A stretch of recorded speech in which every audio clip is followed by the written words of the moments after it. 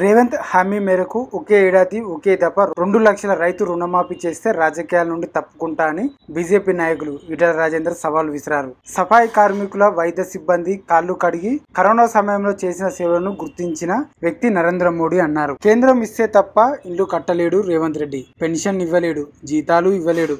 అందుకే వాళ్లకు ఓటు వేసి మనం అడుక్కోవడం ఎందుకు, మనకే ఓట్లు వేసుకుందాం, అన్ని తెచ్చుకుందామని ఆయన పిలుపునిచ్చారు. రామాయణంపేటలోని రాజేశ్వరి క్లస్టర్ లో జరిగిన విజయ సంకల్ప యాత్రలో ఈటెల రాజేందర్ పాల్గొన్నారు. ఈ సందర్భంగా ఆయన మాట్లాడుతూ 10 ఏళ్లుగా మోడీ చేసిన పనులు చెప్పి మీ ఓటు అడిగేందుకు వచ్చామన్నారు.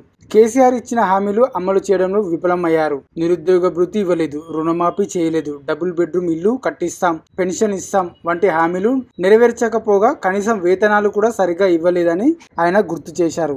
ఇవన్నీ తెలిసి కూడా నాకు ఓటు వేయండి అని రేవంత్ రెడ్డి అనేక హామీలు ఇచ్చారన్నారు. 4,000 పెన్షన్ ఇస్తా, వికలాంగులకు 6,000, ప్రతి ఆడబిడ్డకు 2,500 రూపాయలు అందజేస్తా, రైతులకు 2 లక్షల రుణమాఫీ చేస్తా అని సీఎం రేవంత్ బూటకపు హామీలు ఇచ్చారని ఆయన ఆరోపించారు. మహిళలకు 10 లక్షల రూపాయలు వడ్డీ లేని రుణాలు, 15,000 రైతు బంధు, 12,000 కౌలు బంధు, వారికి 500 బోనస్, ఇలా అనేక హామీలు ఇచ్చారని, కానీ ఒకటి అమలు చేయలేదన్నారు. కేసీఆర్ కంటే ఎక్కువ అబద్ధాలు చెప్పింది సీఎం రేవంత్ రెడ్డి.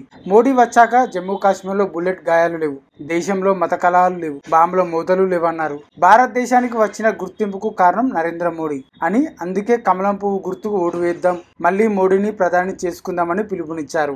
ఎరువుల మీద సంవత్సరానికి ఎకరానికి 18,000 రూపాయల సబ్సిడీ ప్రధాని అందిస్తున్నారని, 6,300 కోట్లతో రామగుండం కర్మాగారం తెరిచి ఎరువుల కోసం లైన్లు కట్టే బాధ తప్పించారన్నారు.